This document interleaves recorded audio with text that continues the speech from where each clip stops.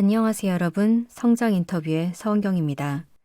오늘은 대화의 품격이라는 책을 가지고 왔습니다. 회사 생활하면서 학교에서 그리고 개인 관계에서 상대방의 말이나 행동에 상처받았던 기억. 상처는 받았는데 이 상황에서 어떻게 대응을 해야 할지 난감했던 기억들이 있지 않으실지 조심스럽게 예측을 해봅니다. 저 같은 경우는 불편한 상황이 생기면 무조건 사과하거나 피하거나 했어요. 분쟁을 일으키는 게 부담스럽고 뭐 좋은 게 좋은 거지 이러면서요. 그런데 그렇다고 해서 상황이 해결되진 않더라고요.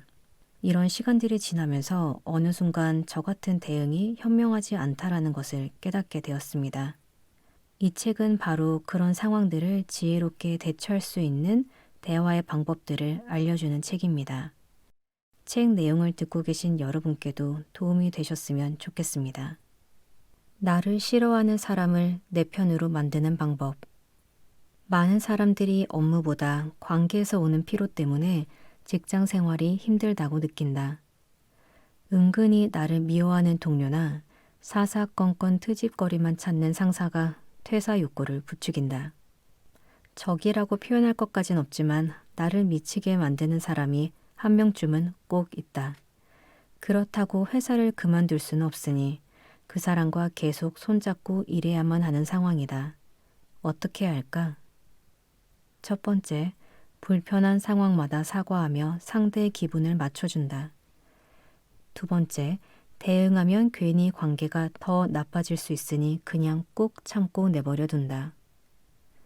세 번째, 상대에게 부담되지 않는 개인적인 부탁을 해본다.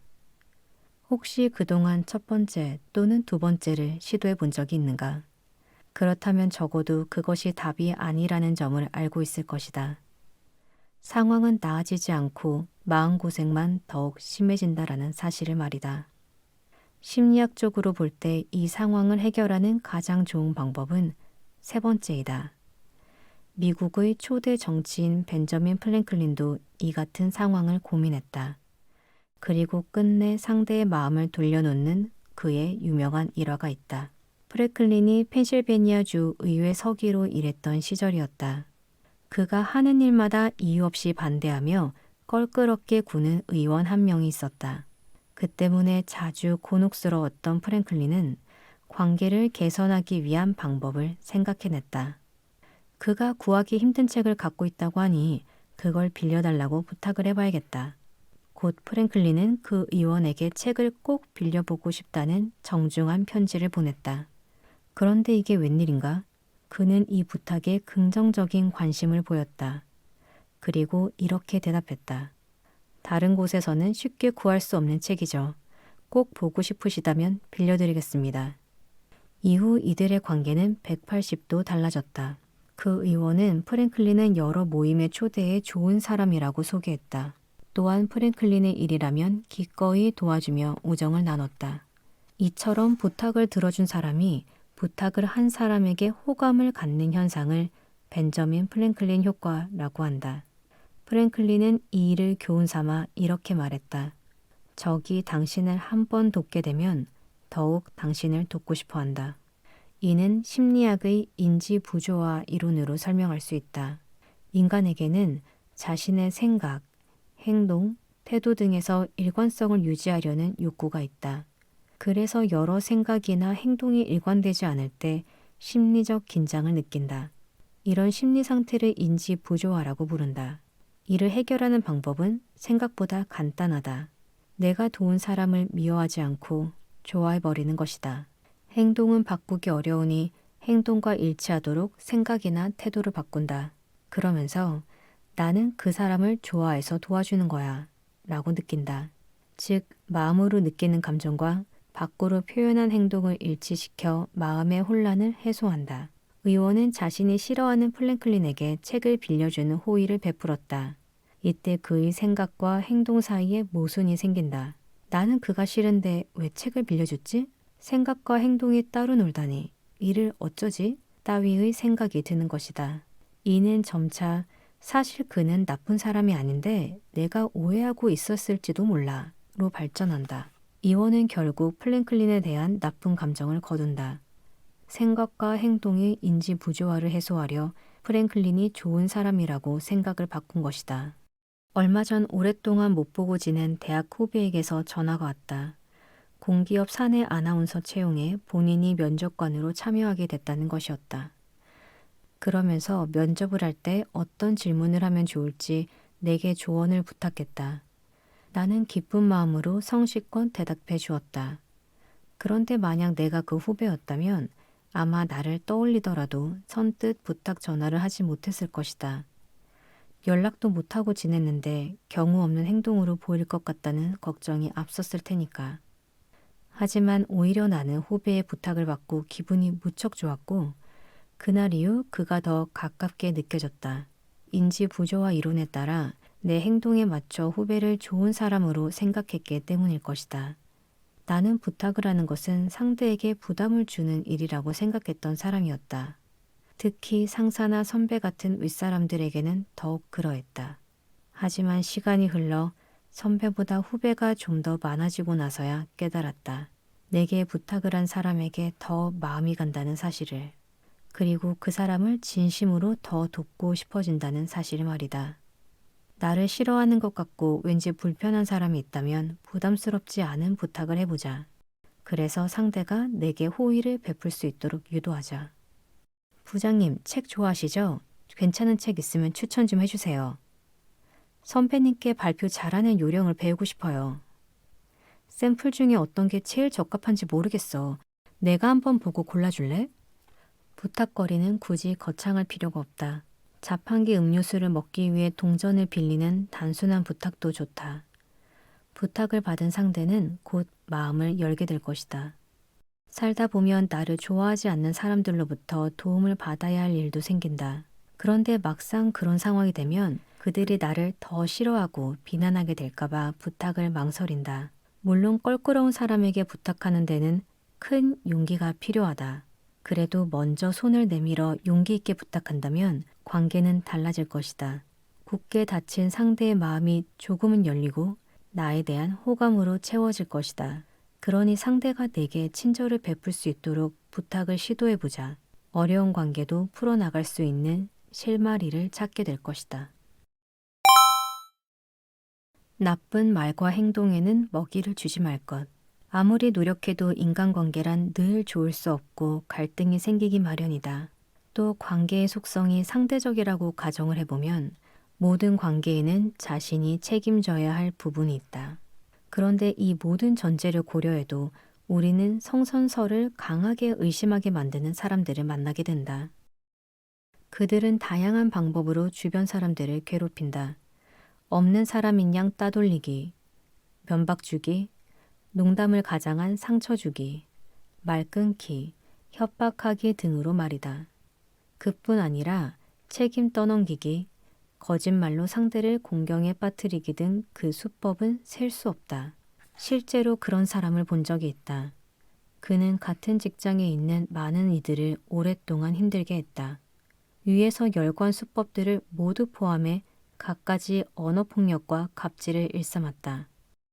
워킹맘인 후배에게는 넌 아줌마 티 좀 내지 마. 아줌마가 무슨 자랑이야? 라는 말을 습관처럼 내뱉곤 했다. 그 월급으로 생활을 어떻게 해? 그런 말에도 죄책감은 없었다. 본인이 늦어 업무 진행이 지연됐음에도 다른 직원이 늦게 처리한 탓이라고 거짓 보고를 했다. 담당자를 바로 옆에 두고 새 프로그램 형식 정말 별로지 않아요? 라고 서슴없이 비난했다.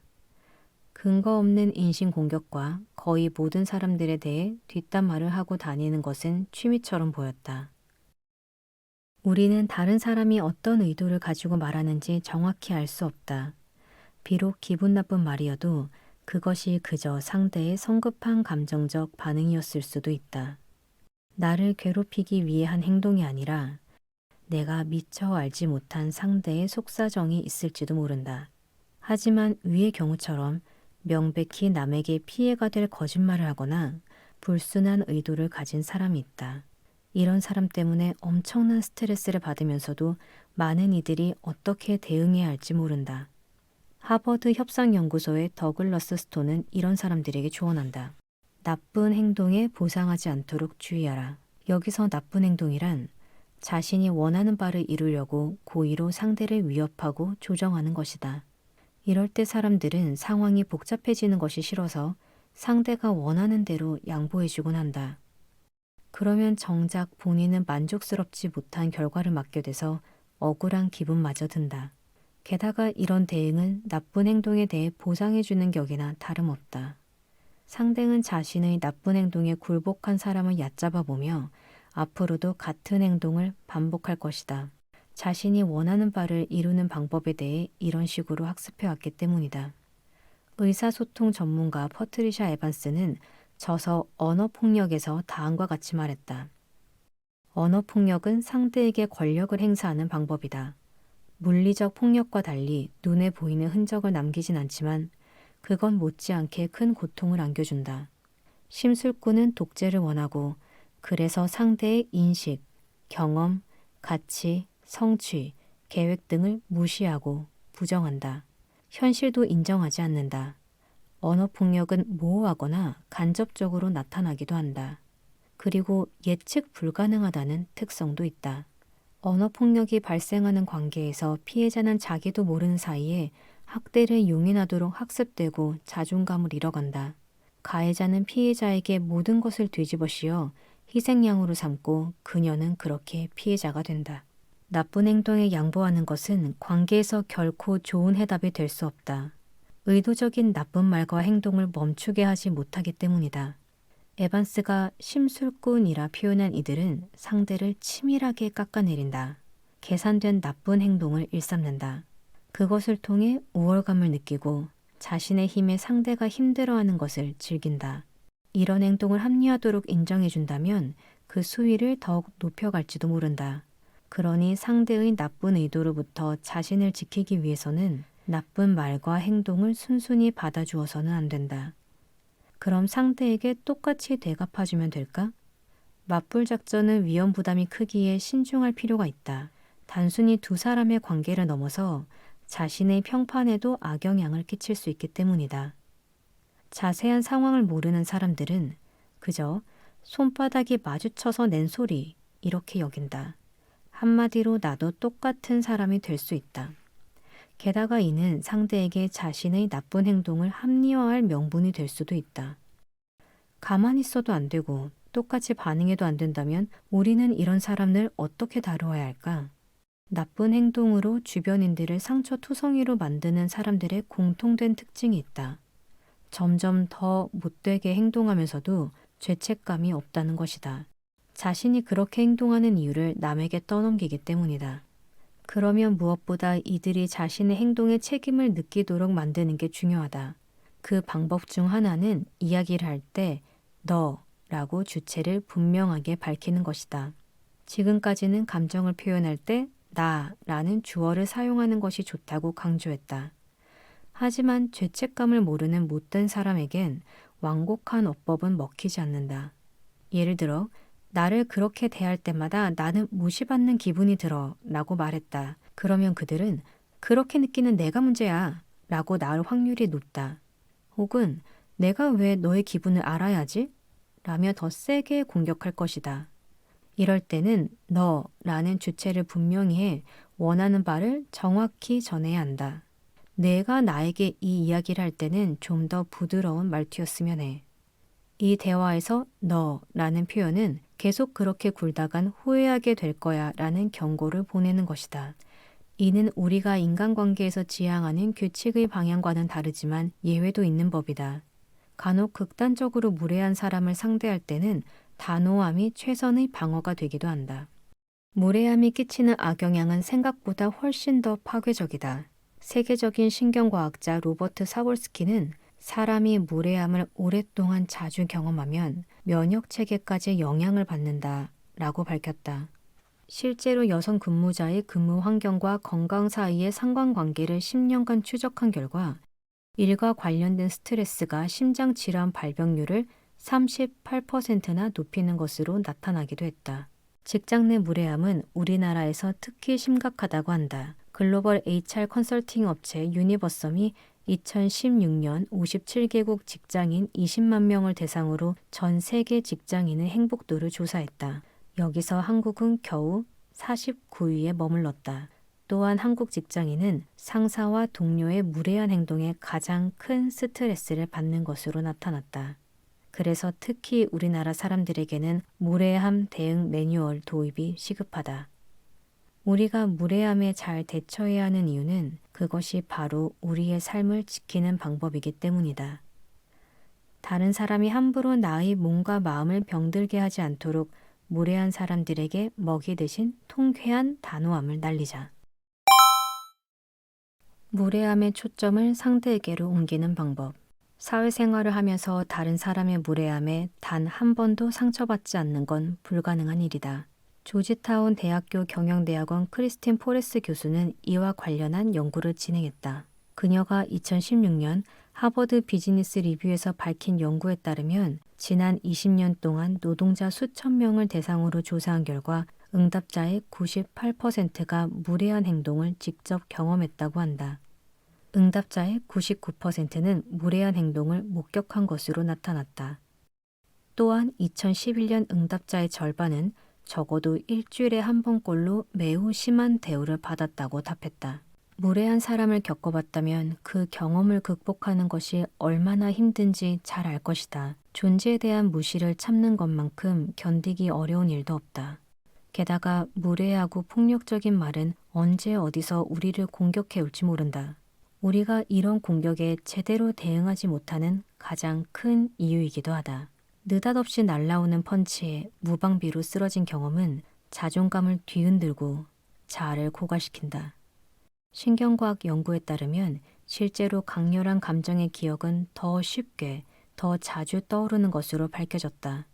그래서 그 일을 계속 돌아보게 되고 우리가 앞으로 나아가지 못하게 막는 장애물이 된다. 무례함이 반복될수록 우리의 불안감은 커지고 자존감은 떨어지며 점차 무기력해진다. 언제 어디서 날아올지 모르는 공격에 대비하기 위해 우리는 무례함에 대응할 기술 몇 가지 정도는 익혀둘 필요가 있다. 공격하는 사람을 대응할 때는 두 가지만 기억하자. 첫째, 상대의 심리를 파악한 듯 여유로운 태도와 표정을 끝까지 유지한다. 둘째, 무례한 말의 초점을 상대에게 옮겨 그 작전에 걸려들지 않았다는 의미의 선을 긋는다. 무례한 사람에게 너라는 주체를 분명히 밝히고 이야기하는 것과 같은 맥락이다.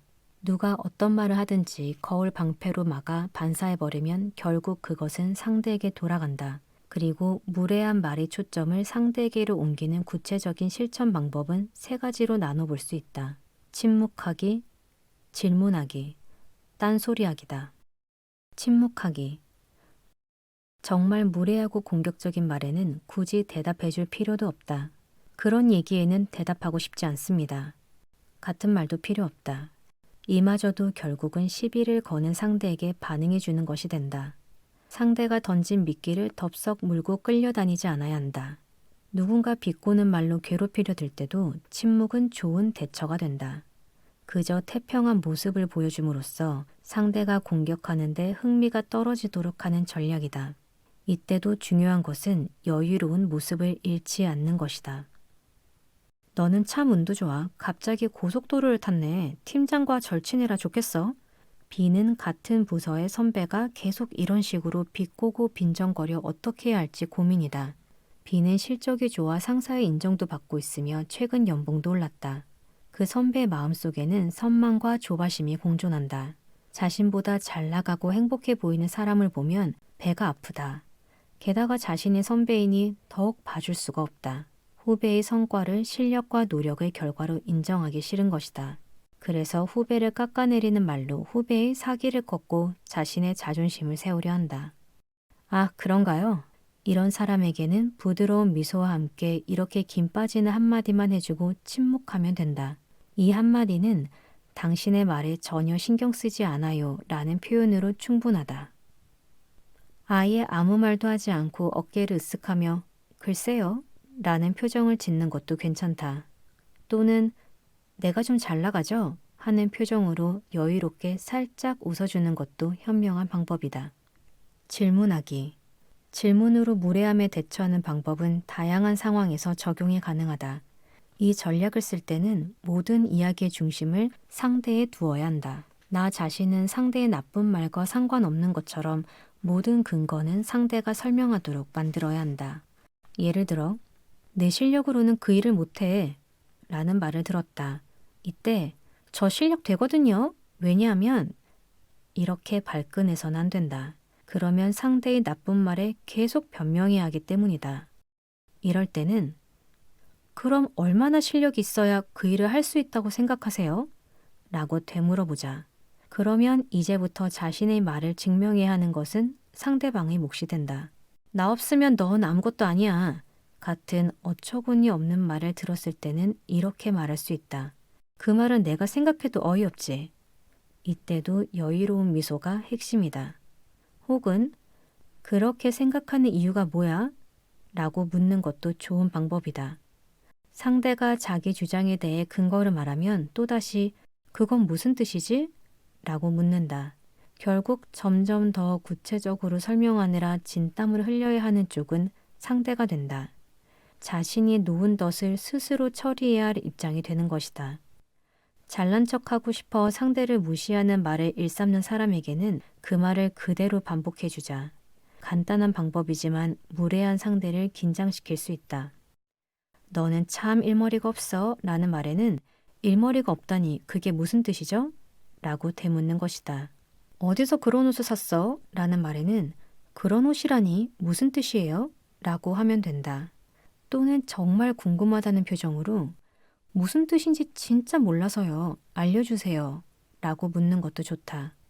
상대에게 보내는 질문에는 그 정도 말에 나는 상처받지 않아 라는 진짜 뜻이 숨어 있다. 딴소리하기.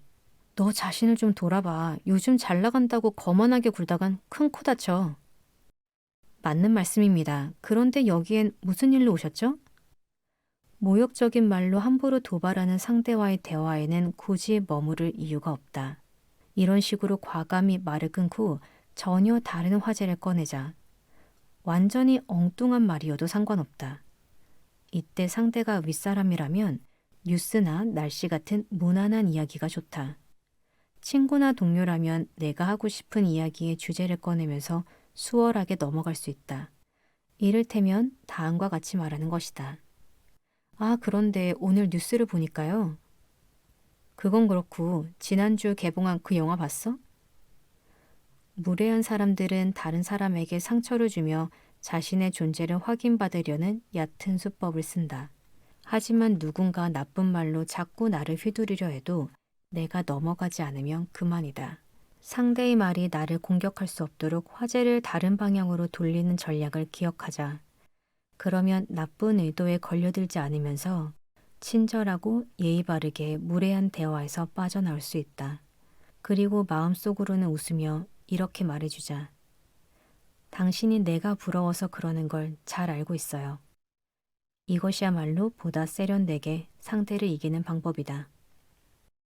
여러분, 오늘 내용 어떠셨나요? 오늘의 내용이 무례한 상황이나 불편한 상황으로부터 여러분을 지켜줄 수 있는 무기가 되기를 바라봅니다. 감사드립니다. 안녕히 계세요.